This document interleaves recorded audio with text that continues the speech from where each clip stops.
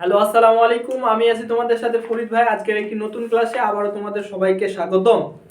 আজকে আমরা ফিজিক্স 2 এর একটি নতুন ক্লাস নিয়ে এসেছি। ফিজিক্স 2 এর আজকে এটাই ফার্স্ট ক্লাস। আমরা প্রথম অধ্যায় নিয়ে আলোচনা করব। আমাদের প্রথম অধ্যায়ে যেটা আলোচনার বিষয় সেটা হচ্ছে কি থার্মোমিটার। ঠিক আছে, তো থার্মোমিটারতে মোস্ট দুইটা ইম্পর্টেন্ট বিষয় হচ্ছে তাপ এবং তাপমাত্রা। ঠিক আছে, থার্মোমিটার মোস্ট ইম্পর্টেন্ট তাপ এবং তাপমাত্রা। আসলে তাপ হচ্ছে কি এবং তাপমাত্রা কি, এই দুইটা জিনিস আমাদের মাঝে অনেকেই কি হয় ভেজাল লাগে একটু। সেটা হচ্ছে যে তাপ কি তাপমাত্রা কি দুইটা জিনিস কিন্তু একই। তাপ এবং তাপমাত্রা দুইটা জিনিস কিন্তু একই লাগে, কিন্তু দুইটা জিনিস একটু আলাদা। আমরা জিনিসটা একে অপরের সাথে সম্পর্কযুক্ত। তাপ এবং তাপমাত্রা দুইটা জিনিস কিন্তু একই, কিন্তু আবার একই না। দুইটার মধ্যে অনেকগুলো কি রয়েছে, পার্থক্য রয়েছে। তো আমরা সহজভাবে তাপ এবং তাপমাত্রার পার্থক্যটা একটু বোঝার চেষ্টা করি। সেটা হচ্ছে তাপ কি। তাপ হচ্ছে এক প্রকার শক্তি যা কি ঠান্ডা এবং গরমের অনুভূতি যোগায়। যেমন আমরা যদি কি করি পানি, গরম পানিতে হাত দেই, তাহলে কি যদি গরম পানি থাকে, পানিটা যদি গরম থাকে তাহলে আমরা বুঝতে পারি সেখানে কি আছে, পানিটা গরম আছে, হাত দিলে অনুভব করতে পারি। এটা এক প্রকার কি তাপ। ঠিক আছে, তাপটা শক্তি, এটা ঠান্ডা এবং গরমের অনুভূতি যোগায়। এখন তাপমাত্রাটা কি, তাপমাত্রাটা জিনিসটা একই, কিন্তু কথা তাপমাত্রাটা একটু আলাদা। সেটা তাপমাত্রা তাপের অবস্থা। তাপের অবস্থাটা কি তাপমাত্রা। এখন কথা যে তাপমাত্রাটা আসলে কিভাবে বুঝবো আর তাপটাই কিভাবে বুঝবো। তাপের তাপের একক কিন্তু জুল, আর তাপমাত্রা একক কিন্তু কি কেলভিন। এটা মনে রাখতে হবে। সেটা যে বললাম যে পানিটা গরম আছে, এখন পানিটা কি রূপ গরম আছে, বেশি গরম না কম গরম। খুব বেশি গরম হলে তো এটাকে আমরা বলি অতিরিক্ত গরম বা অতিরিক্ত তাপ। ঠিক আছে, এখন এই যে অতিরিক্ত তাপ, এটাকে কি দ্বারা প্রকাশ করব, তাপমাত্রা দ্বারা প্রকাশ করব। যেমন আবহাওয়া যদি প্রচন্ড গরম হয় তখন আমরা বলি না যে এত ডিগ্রি তাপ। ঠিক আছে, আমরা বলি না এত ডিগ্রি তাপ, আমরা বলি এত ডিগ্রি তাপমাত্রা। ঠিক আছে, এখন কত কি পরিমাণ তাপমাত্রা আছে সেই পরিমাণটাকে বোঝানোর জন্যই আমরা তাপ এবং তাপমাত্রা ব্যবহার করে থাকি। এই তাপ এবং তাপমাত্রার সংক্ষিপ্ত একটু আলোচনা। ঠিক আছে, বইয়ে তোমরা দেখবা আরো বিস্তারিত দেওয়া আছে। ঠিক আছে, তাপ এবং তাপমাত্রার যে পার্থক্য এটা অনেকটা ইম্পর্টেন্ট, অনেকবার পরীক্ষায় আসে, তোমরা একটু বিস্তারিত পড়ে নিবা। এখন থার্মোমিটার যে আরেকটা গুরুত্বপূর্ণ জিনিস সেটা বিভিন্ন স্কেলের মধ্যে যে সম্পর্ক আছে, এই সম্পর্কগুলো আসে। আমরা সাধারণত যে স্কেলগুলো ব্যবহার করি কি সেলসিয়াস, ফারেনহাইট, র্যাঙ্কিং, রোমার এবং কেলভিন। এই পাঁচটা স্কেল আমরা সাধারণত বেশিরভাগ ব্যবহার করে থাকি। ঠিক আছে, তো এই পাঁচটা স্কেলের মাঝে সম্পর্ক আছে। এই পাঁচটা স্কেলের মাঝে সম্পর্কটা আসলে এমন যে ধরে নিলাম দেওয়া আছে আমাদের কত 5 ডিগ্রি সেলসিয়াস, এটা তাপমাত্রা দেওয়া আছে 5 ডিগ্রি সেলসিয়াস। এখন আমি ভাবলাম যে এই 5 ডিগ্রি সেলসিয়াসটাকে আমরা কি করব, ফারেনহাইটে প্রকাশ করব। কিভাবে প্রকাশ করব, যে এই যে বিভিন্ন স্কেলের মাঝে যে সম্পর্কটা আছে এই সম্পর্কের মাধ্যমে আমরা কি করব, এই যে সেলসিয়াস থেকে ফারেনহাইট বা ফারেনহাইট থেকে রোমার বা রোমার থেকে র্যাঙ্কিং বা র্যাঙ্কিং থেকে কেলভিনে প্রকাশ করব। তো এই যে সম্পর্কটা, এই সম্পর্কটা অনেক ইম্পর্টেন্ট এবং অনেক পরীক্ষায় এটা আসে থাকে। তো এখন যে এখানে বিভিন্ন স্কেলের মাঝে সম্পর্ক করার জন্য আমাদের আগে যে দুইটা জিনিস জানতে হবে সেটা যে নিম্ন স্থিরাঙ্ক এবং ঊর্ধ্ব স্থিরাঙ্ক। নিম্ন স্থিরাঙ্ক এবং ঊর্ধ্ব স্থিরাঙ্ক। নিম্ন স্থিরাঙ্ক কি, নিম্ন স্থিরাঙ্ক যে নিম্ন স্থিরাঙ্ক কোন স্কেলের সর্বনিম্ন তাপমাত্রাটাই নিম্ন স্থিরাঙ্ক। একটা স্কেলে এটা যদি আমি ধরি সেলসিয়াস স্কেল, আমি স্কেল 5টা একে রেখেছি, সেলসিয়াস, ফারেনহাইট, রোমার, র্যাঙ্কিং, রোমার এবং কেলভিন। তো এই স্কেলের সর্বনিম্ন তাপমাত্রা মানে নিম্ন স্থিরাঙ্ক, মানে এই স্কেল সর্বনিম্ন তাপমাত্রা মানে যে পরিমাণ তাপমাত্রা দেখাবে সেটা 0 ডিগ্রি। 0 ডিগ্রির নিচে আর কি করবে না, এই সেলসিয়াস স্কেল তাপমাত্রা দেখাবে না। তার মানে এই সেলসিয়াস স্কেলের সর্বনিম্ন তাপমাত্রা বা নিম্ন স্থিরাঙ্ক কি 0 ডিগ্রি। আর ঊর্ধ্ব স্থিরাঙ্ক যে এই স্কেল সর্বোচ্চ কত পরিমাণ তাপ কি করতে পারবে, দেখাইতে পারবে, সেটাই তার ঊর্ধ্ব স্থিরাঙ্ক। তো সেলসিয়াস স্কেলের ঊর্ধ্ব স্থিরাঙ্ক কত আমরা জানি 100 ডিগ্রি সেলসিয়াস। এরকম প্রত্যেকটা স্কেলের কি রয়েছে, নিম্ন স্থিরাঙ্ক এবং ঊর্ধ্ব স্থিরাঙ্ক রয়েছে এই নিম্ন স্থিরাঙ্ক এবং ঊর্ধ্ব স্থিরাঙ্কের মাধ্যমে আমরা কি করব, এই যে সম্পর্কটা আছে এই সম্পর্কটা দেখাইতে পারবো। এখন দেখো আমরা বিভিন্ন স্কেলের মাঝে সম্পর্কটা করার চেষ্টা করি। তো এই বিভিন্ন স্কেলের মাঝে সম্পর্ক করার জন্য যে সূত্রটা আমাদের জরুরি লাগে সেটা হচ্ছে এটা, যে আমরা জানি প্রদত্ত পাঠ মাইনাস নিম্ন স্থিরাঙ্ক আর ডিভাইডেড বাই হচ্ছে ঊর্ধ্ব স্থিরাঙ্ক মাইনাস নিম্ন স্থিরাঙ্ক। এখন প্রদত্ত পাঠ বলতে আমরা বুঝবো কি সেলসিয়াস, ফারেনহাইট, র্যাঙ্কিং, রোমার এবং কেলভিন। ঠিক আছে, তো এই সূত্রের সাহায্যে আমরা এটা কিভাবে সম্পর্কটা করি সেটা দেখো। এখন হচ্ছে প্রদত্ত পাঠ, প্রথম স্কেল থেকে আমরা কি করব, আস্তে আস্তে যাব। ঠিক আছে, প্রদত্ত পাঠ কি সেলসিয়াস, তাহলে এই দিয়ে দিলাম কি সেলসিয়াস, মাইনাস নিম্ন স্থিরাঙ্ক, সেলসিয়াস স্কেলের নিম্ন স্থিরাঙ্ক কত 0, এখানে দিয়ে দিলাম 0 ডিগ্রি, ডিভাইডেড বাই ঊর্ধ্ব স্থিরাঙ্ক, ঊর্ধ্ব স্থিরাঙ্ক কত 100, দিয়ে দিলাম 100, মাইনাস নিম্ন স্থিরাঙ্ক কত 0। ঠিক আছে, এইভাবে আমাদের কি করতে হবে, পাঁচটা স্কেলে বসাই দেবে। পাঁচটা স্কেল বসাই দেখো।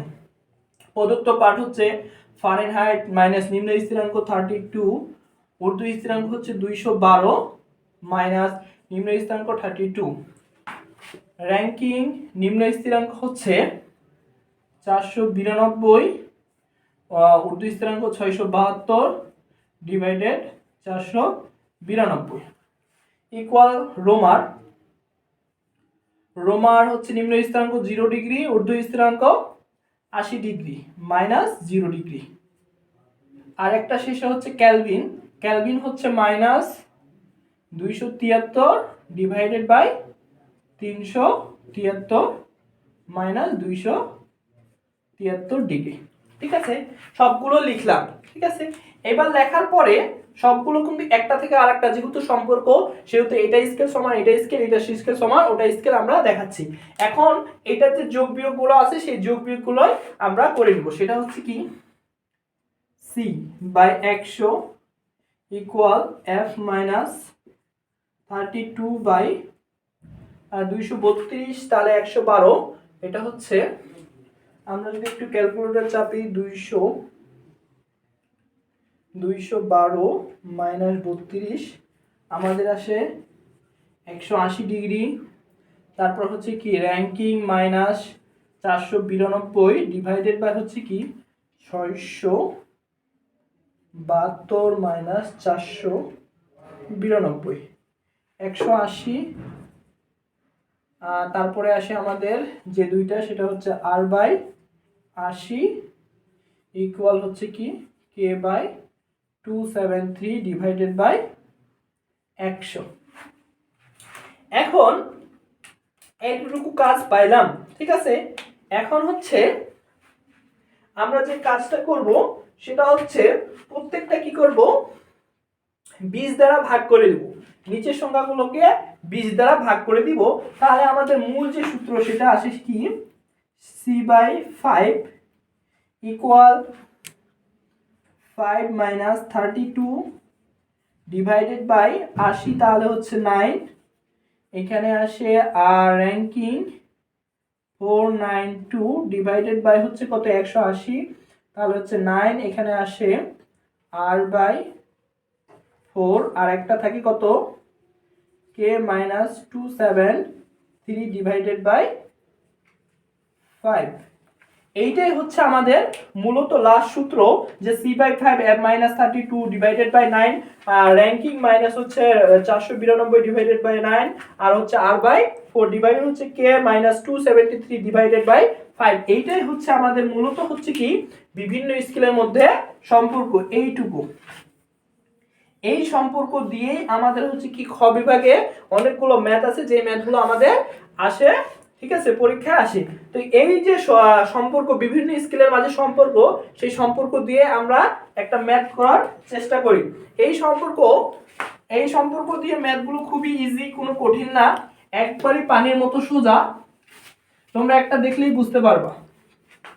ঠিক আছে, এখন আমাকে বললো কি যে একটি স্কেলে সেলসিয়াস ডিগ্রি তাপমাত্রায় 100 ডিগ্রি সেলসিয়াস তাপমাত্রায় ফারেনহাইট কত প্রশ্নে বললো যে একটি 100 ডিগ্রি সেলসিয়াস তাপমাত্রায় ফারেনহাইট স্কেলে তাপমাত্রা কত। তাহলে এখন আমরা কি করব, দেখো আমরা যে সম্পর্কটা জানি, আমরা জানি কি বলো দেখি, আমরা জানি একবারই ইজি, কি জানি c/5 ইকুয়াল কি জানি f মাইনাস 32 ডিভাইডেড বাই কি জানি 9। ঠিক আছে, এটা আমরা জানি। যেহেতু আমাদের কি বলছে সেলসিয়াস স্কেল এবং ফারেনহাইট স্কেল, তাহলে আমি কি নিব, সেলসিয়াস স্কেল এবং ফারেনহাইট স্কেল এই দুইটা নিব। এই দেখো সেলসিয়াস স্কেল এবং ফারেনহাইট স্কেল এই দুইটা নিছি।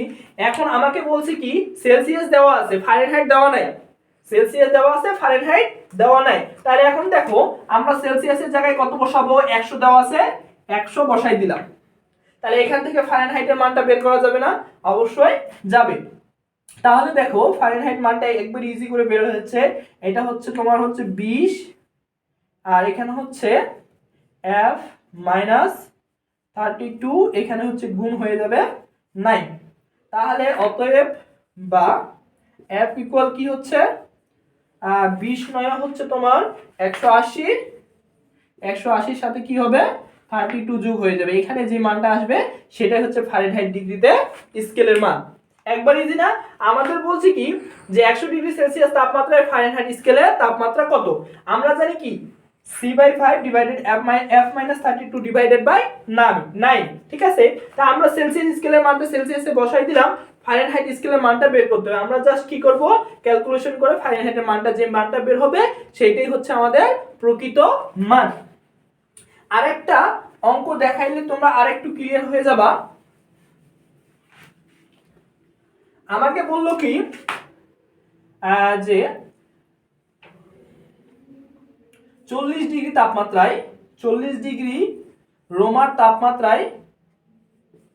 তাপমাত্রায় ফারেনহাইট কত, ফারেনহাইট কত।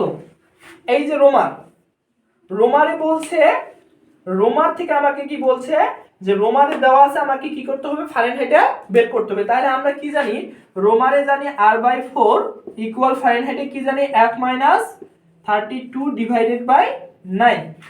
তাই এখন আমার দেওয়া আছে কি রোমার, আমাকে বের করতে হবে ফারেনহাইট। তাহলে এখন দেখো একবার ইজি, রোমারে আমরা কি করব, এই যে দেওয়া আছে কত 40, এই 40টা বসাই দিব। তাহলে দেখো 40 বসাই দিলে ফারেনহাইট বের করা একবার ইজি না। আবার ক্যালকুলেশন করে ফারেনহাইটের মানটা বের করে নিলেই আমাদের হয়ে যাবে, সেটা হচ্ছে 4 10 10 ইনটু 9 তার সাথে মাইনাস প্লাস 32। তাহলে এখান থেকে যে মানটা বের হবে f ইকুয়াল, সেটাই হচ্ছে কি এটা অ্যানসার। এভাবে এই অঙ্কগুলো প্রতিনিয়ত আমাদের যে কারিগরি শিক্ষা বোর্ড এই ধরনের অঙ্কগুলো খ বিভাগে বেশিরভাগ সময়ে এসে থাকে। তো তোমরা এই ধরনের যত অঙ্ক আছে সেই অঙ্কগুলো প্র্যাকটিস করবা। আজকে এই পর্যন্ত, সবাইকে ধন্যবাদ, আসসালামু আলাইকুম।